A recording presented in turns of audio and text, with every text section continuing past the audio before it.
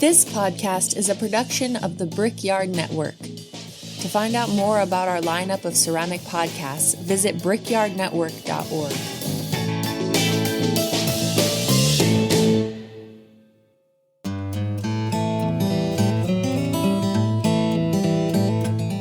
This episode is brought to you by Cornell Studio Supply, located in the Gem City of Dayton, Ohio. Find all your pottery and ceramic sculpture equipment and supplies with the best customer service and world-class workshops. Join us January 16th through the 18th, 2026 for a colored clay and material inclusion workshop with Chris Alvashir and Jillian Park. Visit cornellstudiosupply.com to sign up. Cornell Studio Supply, owned and operated for potters by potters. This episode is sponsored by Monkey Stuff. Monkey Stuff makes things for makers. We're inspired every day by the craft and creativity of makers and design and manufacture tools and accessories to try to make your making life a bit more delightful. Our products are designed in California, by makers and for makers, and manufactured in the USA. Check out our line of pottery accessories and tools at monkeystuff.com. Follow us on Instagram to see what we're up to in our studios, and keep on making great things.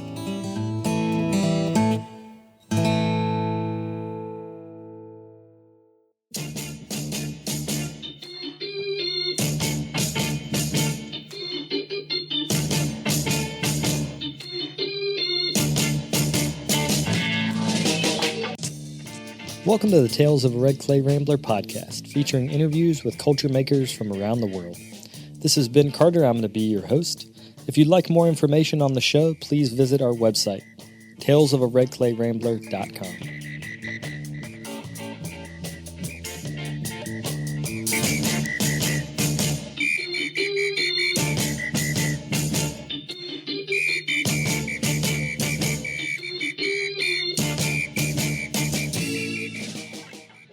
Welcome back to episode 558 of the podcast. Thank you all for tuning in. Today on the show, I'm joined by Aysha Peltz, who stretches and darts porcelain into volumetric forms.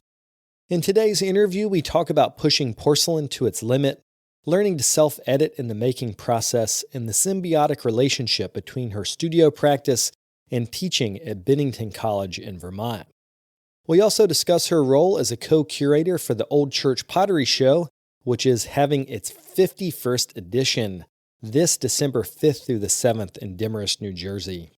If you'd like to check that out, you can find them on their website. That's oldchurchpotteryshow.org.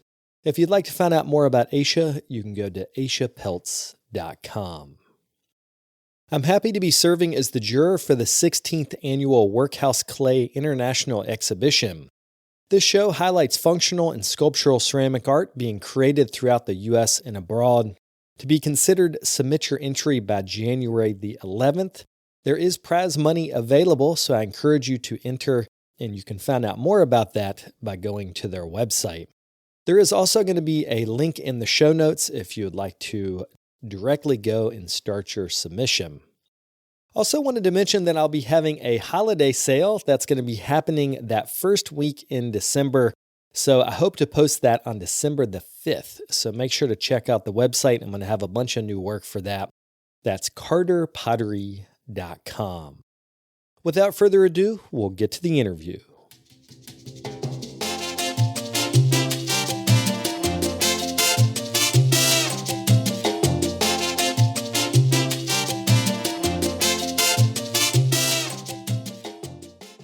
I realize now, as we were talking before I started recording, that you were in grad school when I was in undergrad. So I had a poster of your work on our wall in Appalachian State, more than 25 years ago. So I have been looking at your work for all this time. And one of the things that strikes me the most about it is just how physically demanding it is to get it right, to make the right amount of pressure, to have the clay be at the right stage. So can you talk about how you learned how to sort of negotiate the process with the material itself? It's mainly trial and error. So it's interesting that you bring up being an undergraduate because I think I started to, we're all trying to figure out how we touch clay when we're students. But that dance with the material and trying to figure out its thickness and its tension and its plasticity and what that could do for me in terms of a visual language as I engaged with those responses really started for me in undergraduate as a way to kind of compensate for what I couldn't do, right? Like I was really interested in making extreme form. We talked about the pots on the wall behind me, which are many Chinese ceramic pieces, Song Dynasty, Tang Dynasty, extreme volumes. And I was seduced by that and wanted it and frankly couldn't make it. And so it was sort of like, how do I get this? Oh, maybe I can throw to my abilities to make this as round as I can make it. And it's not quite what I want. But if I go in and I stop the process of throwing and coax it out further, I can go further. And so recognizing, so it started as a way to get somewhere I wanted to go, but that I wasn't able to get to. And then there was a recognition of, I really like this collaboration. I like when I can set something up and I can start to push against it, and then I can see response happening. And so, so when you ask, how do I get that, or that it's physically demanding, I would say it's a lot of years of doing really similar things with one particular type of clay. So I'm using a pretty fine-bodied porcelain. So it's white, and I can really see shadow and line and bend, which has always gotten me really excited. Texture shows up more clearly. And then playing with that idea of engaging with a thrown wall after I've finished throwing and the wheel has stopped. So what are the possibilities in that moment? You can push from the inside out, which I just described, gives you expansive volume. You can push from the outside in, and then that makes something shrink, but also gives that sort of shriveled, decaying kind of look. You can push against line, you can rip, you can fold, and those actions are what got me excited. I feel like I've gotten off track to the specific question, but it was a lot of just kind of doing the same thing many times and recognizing that I really liked that, and there were specific moments that resonated for me in those actions. And usually they were the feeling of something being at its maximum, right? Sort of its most voluminous, its most stretched, and resonating with that, and then revisiting that in latter forms. I think some of that is things right before and I think I've even seen you reference this in writing about your own work, is like fruit before it dies, or balloons before they pop, or like the Hindenburg before it blows up. Right. Yeah, I'm always in my studio making these motions that I want to feel like they're the most expansive. Like I've seen that clay bend to its greatest degree, or been expanded to its greatest degree, and it doesn't feel like it's tipped over the edge. It's not the fruit rotting on your counter. It's the juiciest peach. And many of them go too far, like they get edited out. They don't work. So I'll pull them out of the mix after making a series. This is like a kind of a lame Potter question, but how much water do you think porcelain can take before it oversaturates? I've tried to explain to people what I think you do for your work, like my students. But one of the things I say is like, but don't use that much water. Yeah. And I'm wondering, is that correct? Am I right in thinking You're that? right on. Yeah. So that's actually a really great, because I talk about softness and fluidity, and it makes you think that I'm throwing with like the softest cream cheese consistency porcelain. Of course, the clay is at different stages depending on what I'm making. If I'm making something, a low, large platter, it's softer than something that's going to be tall and narrow that needs a stiffer clay. But I'm not using an excessive amount of water. And in fact, there's a certain time in the throwing when I'm really leaning into the metal rib a lot, both on the inside and the outside. So I'm throwing that wall to the thickness that I need it to be, so that it can then be bent or stretched 3 steps down the line. So I have a dimension that I need to work from. And once I've gotten there, I start to really compress that wall, clean up the surface, and get rid of all the slurry, because that slurry is going to leave evidence of your fingers. It's going to leave evidence of that touching process, and I really, for myself, don't want to see that. I always, when I talk about making my work, it's like what I say is I am not interested in my finger marks. In fact, when I see them, they really the pots are usually edited out. I'm really interested in something that feels a little bit more like the second response, or the response to the other side of the piece has been touched or pushed, and you're seeing actually what the clay does without my hand as the first evidence of the action. There's something about the work, and I think it's because you either remove or don't put the fingerprints on there, that it looks just immaculately clean. Like that it looks not surgical, but intentional. But there is a difference between surgical and intentional. So let's think about slip casting. Theoretically, you could figure out the perfect volume and slip cast it, but then it would feel surgical as to where you're intentionally moving the clay. So can you kind of talk about those polarities? Yeah, that's a really good observation, because I want my pots to feel like you're not caught up in how they got to where they're going. Like they've just kind of and I've said this and written this so many times it seems like I'm repeating myself, but that they've just kind of grown into that state of being. And when I go back to sort of my fingerprints, when I see that, that gives you a clue as to how it was made. Some potters have wonderful fingerprints in their pots. I want to see that hand that marks where the slip was intentionally overlaid on a dark clay. In the case of my work, I would like for you to get lost in this seduction of the glaze, the undulation of the form underneath, and not necessarily know how it got there, or have that be part of the story. I want the story to be alluding to other things than my hand. For me, I would, first of all, and I don't think this was part of the question, I wouldn't know how to do it through the act of slip casting, because my hand has to be in the making of the work, just not evident in the making of the work, which seems a little strange, but it's like behind the scenes. Well, I talked to someone recently, or a couple years back, about dancing. They were fans of contemporary dance, and what they said is that they love to see dancers that were in complete control of their body. And if you watch their leg wobble a little bit, then it took away from it. And I think part of this discussion is like, it is the right touch at the right moment with 100% confidence that creates beauty, or that can create something that's sublime and almost confusing, where you can't tell how it got to where it's getting.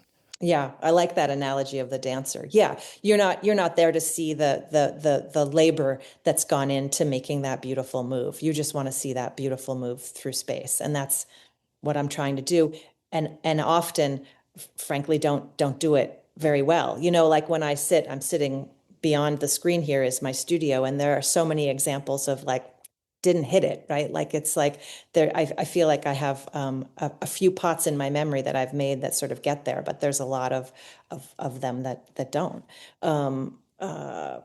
because of the process, but because of just the nature of it. Can you talk about how you self-edit both the pots that are already made, but also in the making process, how you self-edit? Yeah. So, I mean, I was taught, my education was through learning to make pottery. So the first person I worked with was a production potter. And then, of course, I studied undergraduate with potters, Val Cushing. And so it was like making and remaking to learn how to do something. And that's still very much how I'm making the forms I'm making. I'll typically decide that I'm doing some specific form, let's say like a tall, narrow vase, and it'll be the process of making many of those with a specificity to a texture or a mark or a number of pushes that will define that as a tripod or a 4-footed piece, and I'll make a series of those, and then at the end of that making day, there'll be a wet edit that happens, and then I'll start to put it through the process. You're catching me pausing because I've really been thinking about how many pots I've made over the years and fired to cone 10 and edited. And I'm really recognizing that as we start to talk about, art and waste, and particularly in our field, these shards will be here forever. And I feel like it was part of my education was really that. It was about you make to learn. You have to make through every part of the process. You have to fire everything to understand glaze. And I believe that was really helped me understand how to work through glaze. But I'm really trying to change that in my teaching and in my studio. But it's hard because it is a process of understanding the way that a new glaze might flow over a form. So I need to see that, even though it's not gonna go out into anybody's home. It might eventually get broken. So your question about how does editing happen, or what is that part of my process, is that it's very much part of my process, and I'm trying to do more of it before anything is fired. But I believe for my work that it really still needs to happen in the glaze, in that glaze stage, for me to understand how new glazes and combinations flow over the forms that I'm making. And I'm grappling a little bit with that. And this next thing is kind of a tangent, but it relates, I think, is that also there's the photographing of the pots. And I've made, and you might have experienced this, very beautiful pots that when you photograph them, it didn't quite catch what it was that's so beautiful about them. But obviously, in that case, you'd still send the pot to a gallery if the person is going to see it in person, because they're going to get it in person. But I always think this is so interesting. Like, how do we self-edit the object without self-editing the self? Like, how do we not take on the negativity of something not hitting, or not the negativity, but the judgment of something not hitting the mark, and separating the work from ourselves? So do you have any thoughts about that? I think that the work is never finished. And so separating the work from, I mean, there's so many times that you open a kiln and it's wrong. It didn't work, didn't melt, I just went through this. I was putting a show together, was working through some new iterations of platters, wanted them to melt a certain way. They were really going to be mainly about glaze, less about form, a little bit of line. And it just crystallized too much. It was too matte. And so, first of all, I got really frustrated and did this, the whole, I cannot believe how many years I've been doing this. And I'm still having these kiln loads that come out, and I still have a deadline in a week. But then I was able to sort of see the promise in it. And so I think that again, I credit strong teachers, and then also conversations with students myself, as this is how we keep going forward. You step back from that. You see the beauty in an element or a small section, and that's the hook or the lure that sort of keeps you moving forward to make the next piece. That's a little disconnected from your question about the photographing of the work to put it out in person. And to go back to that question, I would say I make a number of pots that look terrible in photographs because they're kind of asymmetrical, or they sit on 3 feet, so there's not a flat side. They really are meant, and I like making them so that you as the viewer want to go around the other side to understand what you're seeing, so that you, again, don't sort of figure it out in one glance. You have to travel around the corner, much like you do when you're thinking about sculptural problems, as we're doing in our work. So the reality is we need images for advertising, for shows, for selling online, all of that. And I find myself occasionally saying, "Oh yeah, I should make some pots that have sides, have 4 feet, for example, rather than 3, because I know it'll photograph better." And I would like to not have to do that, but it has to happen because I need some images that resonate digitally. Right? Otherwise, I'm not advertising, and people don't want to see it. Because there's not that many people that are going to go into those galleries as will see it online. And I think there's also a part of this is which image do you show people? Because when I was researching you these last couple of days, there's images you have on your website of the inside glaze run of these larger bowl or like open forms that you make. And it wasn't until I saw the glaze run down what almost looks like a canyon that I fully understood the piece. But it's very hard for a gallery to show that many images when they're trying to sell the pot. Usually they have like a front and a top and a side. Right. And it's almost these like boring things. But if you show someone that running glaze, like that is all of it. Like that one, it's a detail shot, but it's the one image that fully describes the idea.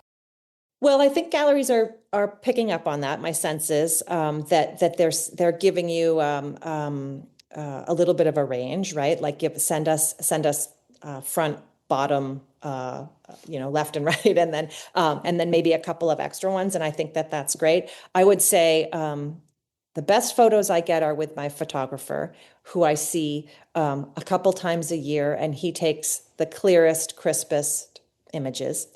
When I have to shoot my work in my basic light box, it's not great, but it's a more accessible process. You know what I mean? So I think that is really helpful. And actually hearing you describe those images online, we're a really intentional photo shoot about trying to capture that piece in a very nuanced way. And it makes me think I should probably be doing more of that, because it is so important to me that those glazes are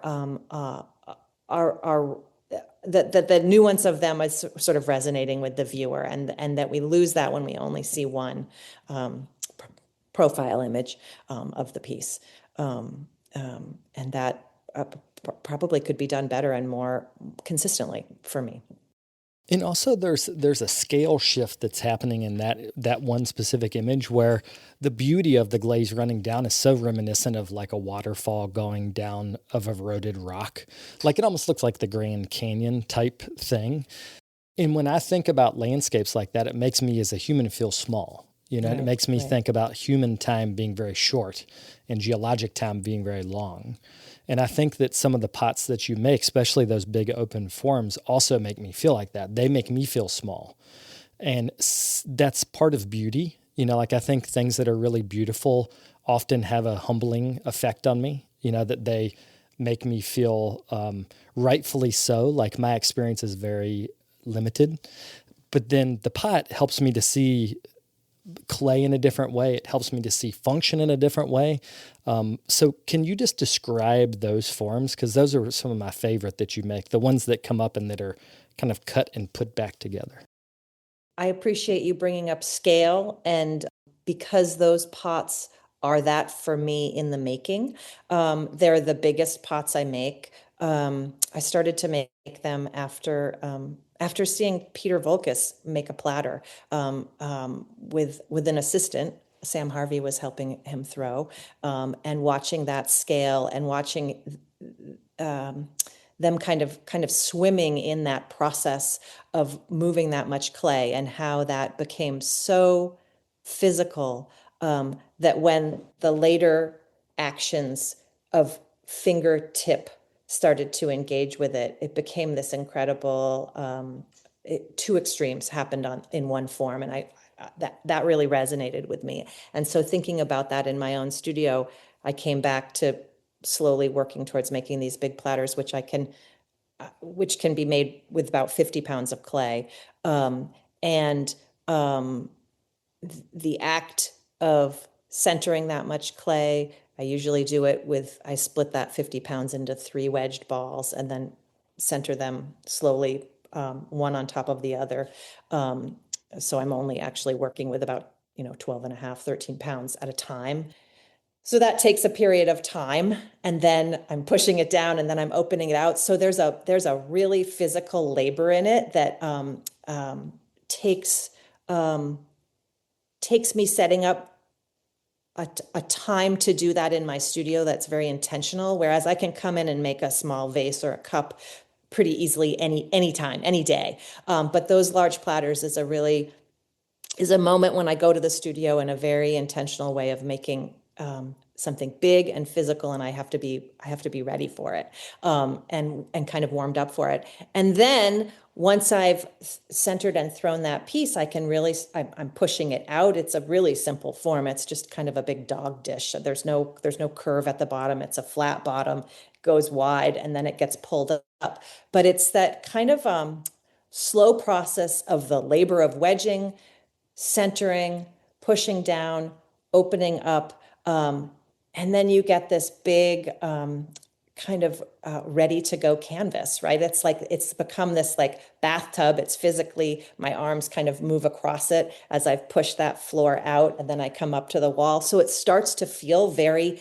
very much like to get sort of cheesy about it, it does feel like the plains meeting the mountains, right? I'm like sort of pushing across, and I know when I started to work on these, I had traveled out west and seen that expanse in Idaho, and been really struck by the scale of the mountains as opposed to the flat, and was thinking about that in the building of those. And so to sort of get into this headspace where it feels really physical is really fun, when so much of what we make as potters is kind of fingertips and hands. And so to have forearm and shoulder and elbow, and that was, again, inspired by really seeing that in that Volcus demo.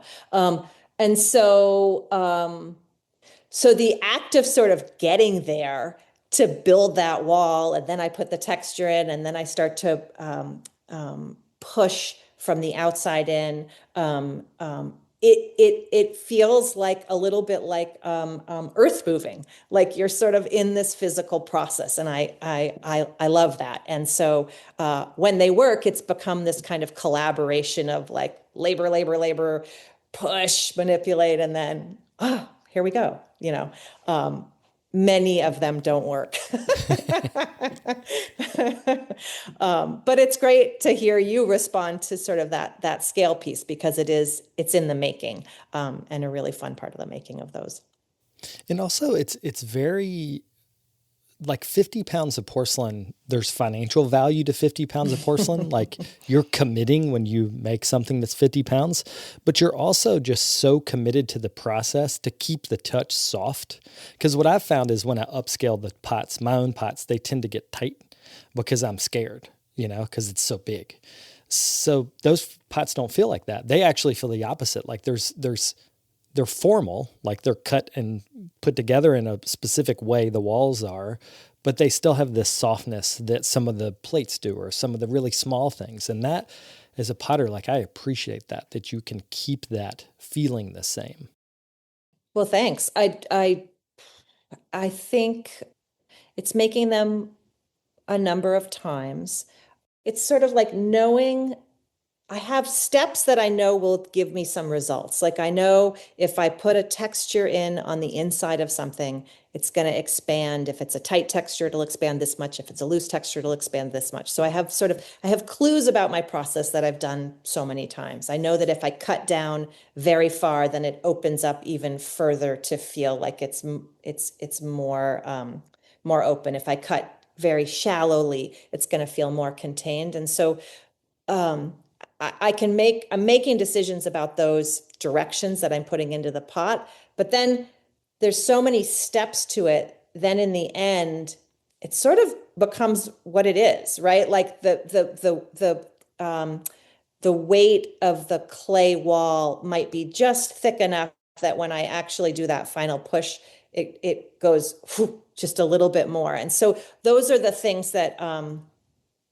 maybe you're seeing that sort of in the ones that work feel a little bit less tight, because it is again that collaboration between, I can set up all of these structures, but still there's the stuff that it is, right? It's this wet, it's this thick, it's this clay body or whatever, that shifts in the final iteration. We'll be right back after a quick word from our sponsors. Today's episode is brought to you by the Rosenfield Collection of Functional Ceramic Art.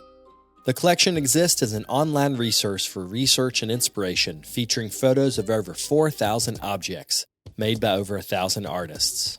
The images are high quality and can be used with no permission required, making them a great resource for students and teachers. To find out more, visit rosenfieldcollection.com.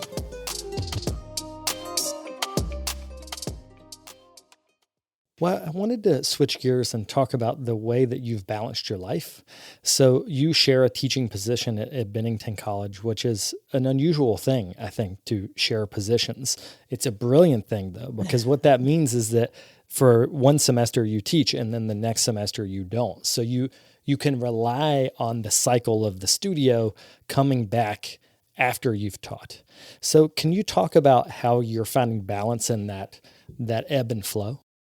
Yeah, and it just kind of like life often does, sort of happened. I was Todd and my husband started our life in southern Vermont. It's a rural area, happily in our studios, thinking that this is what we would do, and then a position opened up for they didn't call them adjunct, and it was visiting faculty. And so I did that for a number of years, and then it was working out. I was teaching primarily the vessel, and a colleague was teaching more social practice and slip casting, and so we the position became more formalized after a couple of years of being a visiting faculty member. And I've now been there. I'm going on, this will be my 19th semester this spring. So it fit really nicely. I think it came to me as a job right when I was feeling like I was a little isolated in the studio, like I was really missing that academic environment, and we were not in the position to move. We have a business and a property, and so it was a really fortuitous position that came to me, and I'm still very grateful for that, because of what it's given me in terms of a conversation with students and an academic institution to engage with, and then really not to lose that much of my studio time, So I agree. They can be unusual positions, and yet they're wonderful for the folks that have them, because you get a little bit more time in your studio. When I talk to friends and colleagues that teach full time, it's a real yank out of your time to create and be in your space. And so I'm grateful for that. That being said, when I go back to teaching, I'm fully in and not in my studio. And that there's always a little bit of a disconnect. And I always walk away from the studio right when I feel like, oh, I'm just getting somewhere. I've got some big idea I want to see. And so I take all the notes, and then I close the door for a number of months, for a semester, and then kind of come back and have to say, like, what was that? What am I doing?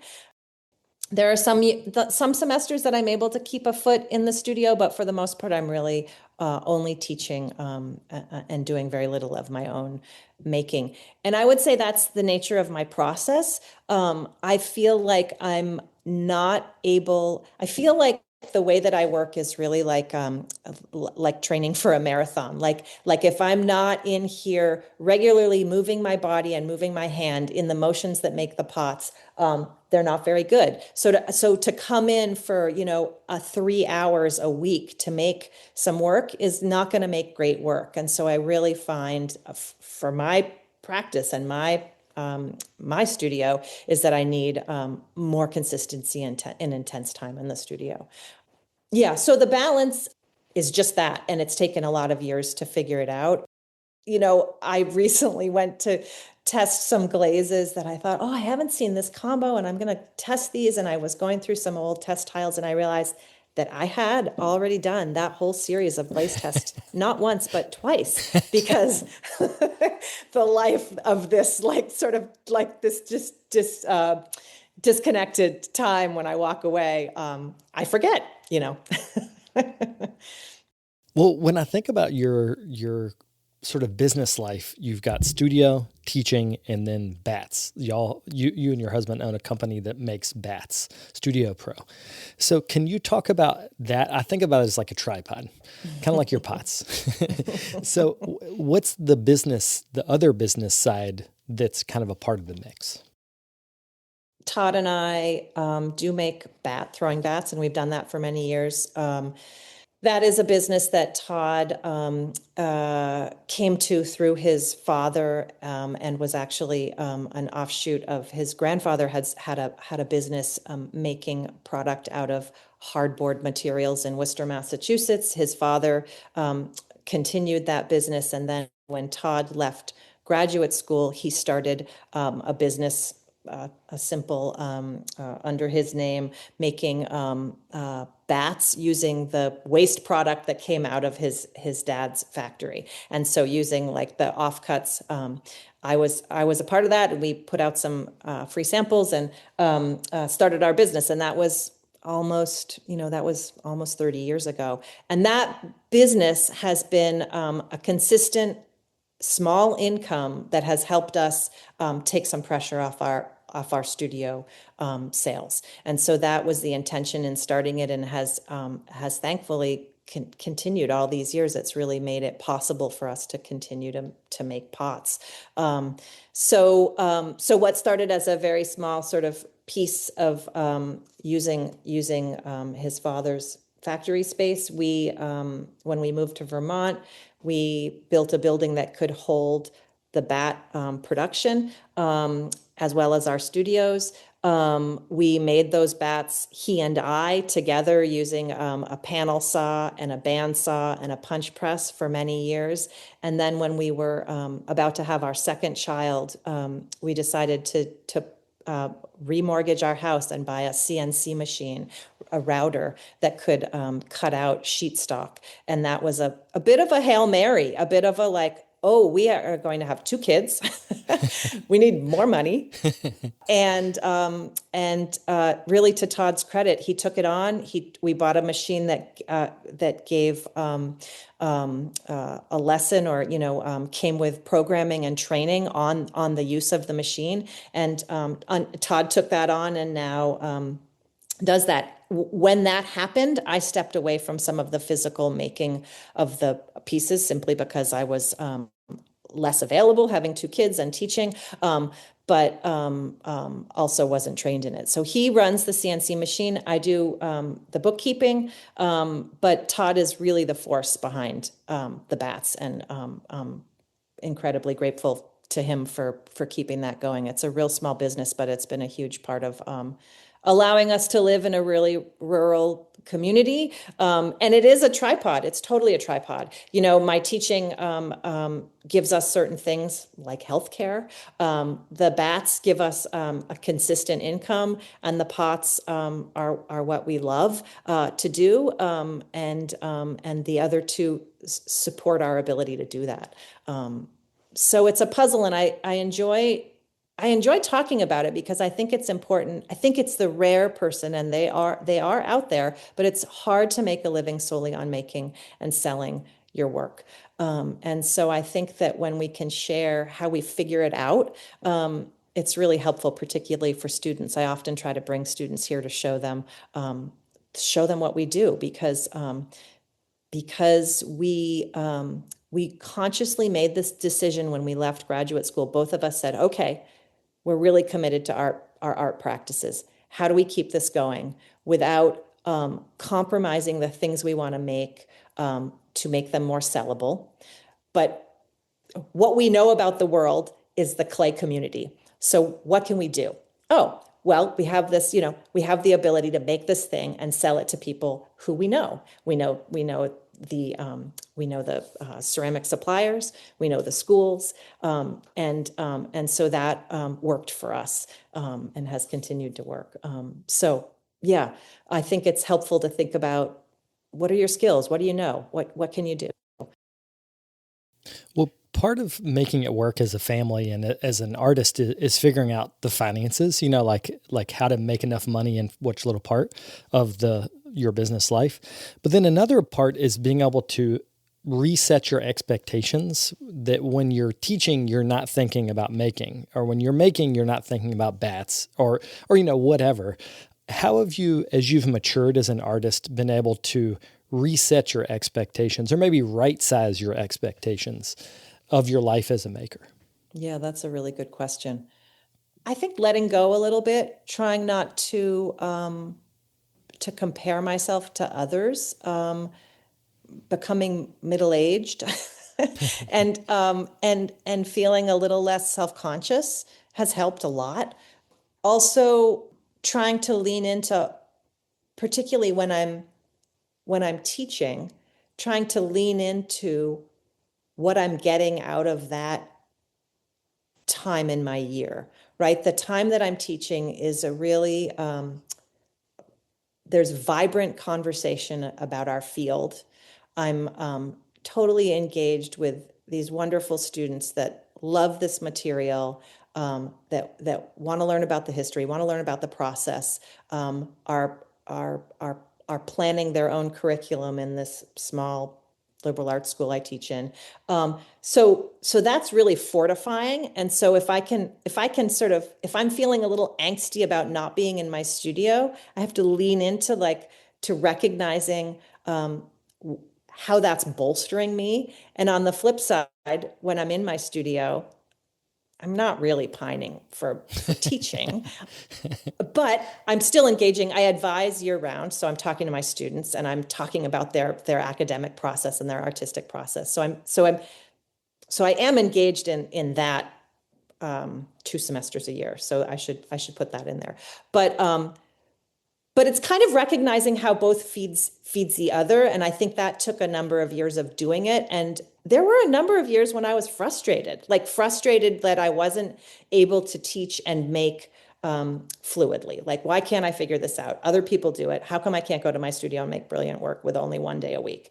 And sort of letting it go and being, and it's not that I don't ever feel that way, but I feel a little less critical of myself than when I was younger. And I think I felt that way raising, and there were periods of time when the kids were young, when I felt like, sort of feeling like I'm not an artist. I'm mostly a mom.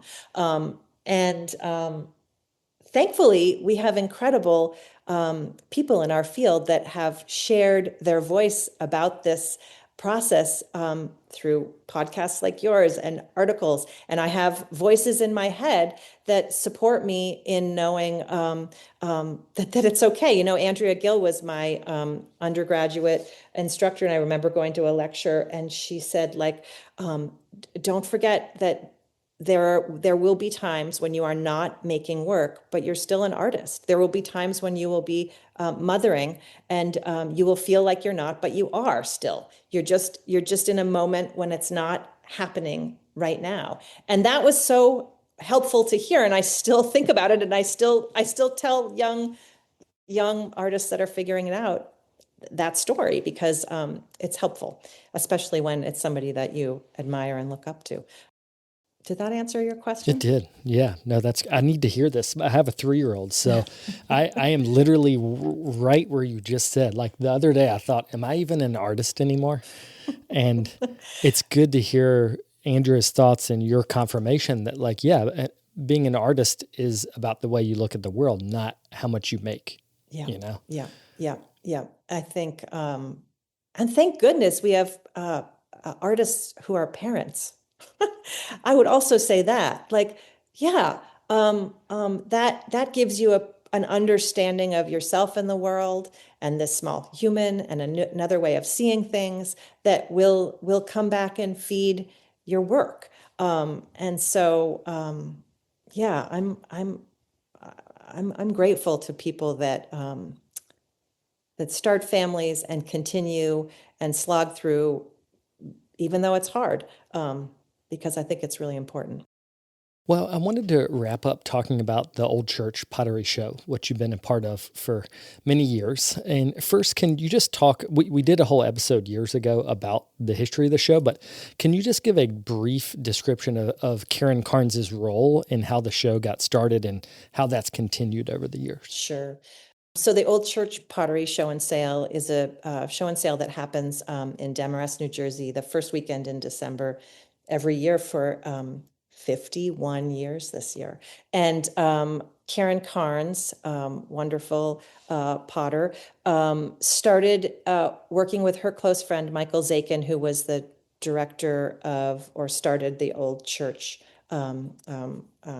school as a fundraiser 51 years ago. And it was to fundraise for the school. But Karen really started it as a way to help potters make a living. She was really recognizing potters that were selling solely their own work, not necessarily teaching, wanting to support them with an environment that was close to the city, close to people with a little extra income that could support really well-made, beautiful handmade pots. And so her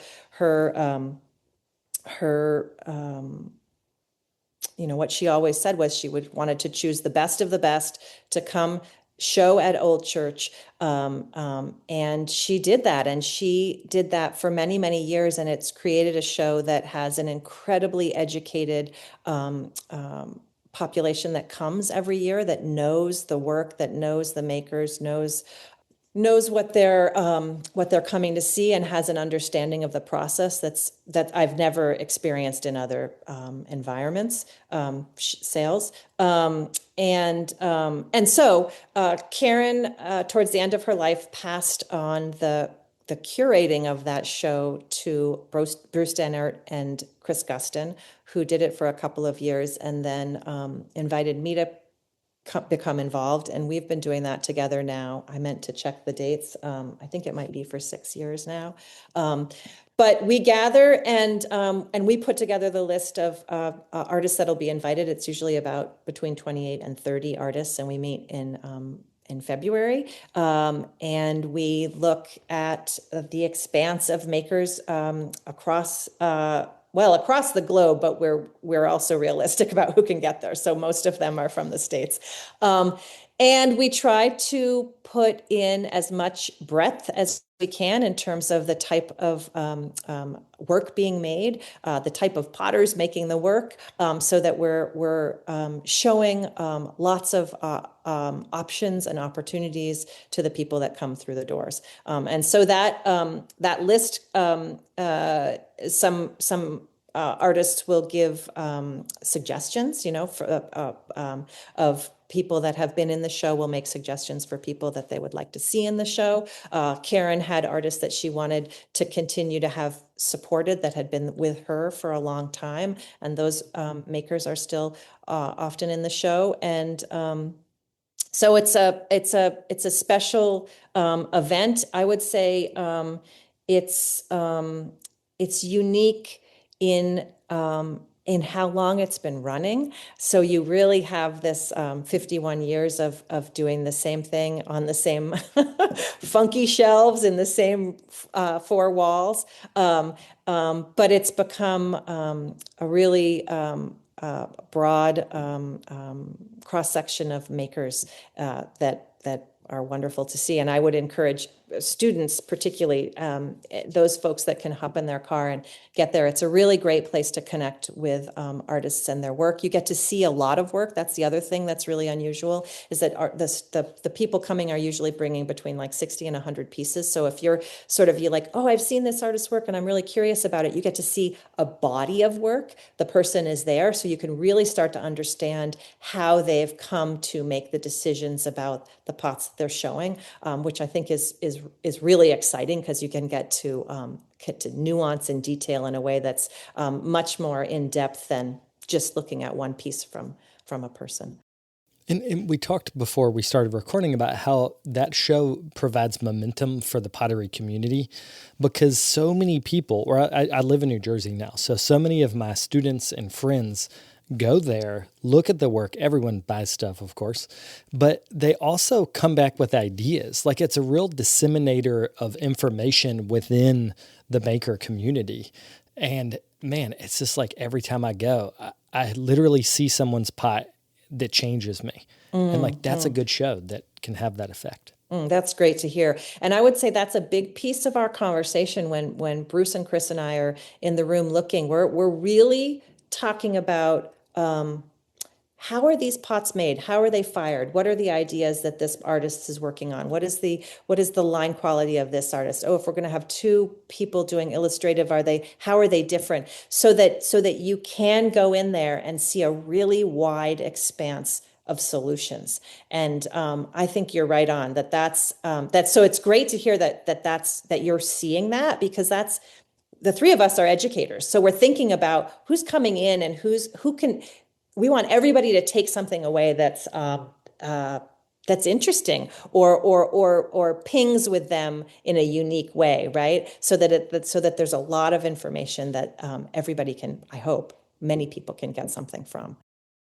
To wrap up, can you plug both your website and the Old Church website?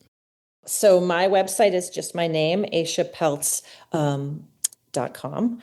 And the Old Church Pottery Show and Sale is just that. So it's the oldchurchpotteryshow.org. And that happens, like I said, the first week in December. And it's a great time to connect with work, see work, handle work. That's the other thing. You can pick up all that stuff up and figure it out, or try to figure it out. Well, thanks so much, Aysha. It's good to see you today. Yeah, thank you, Ben. This has been great.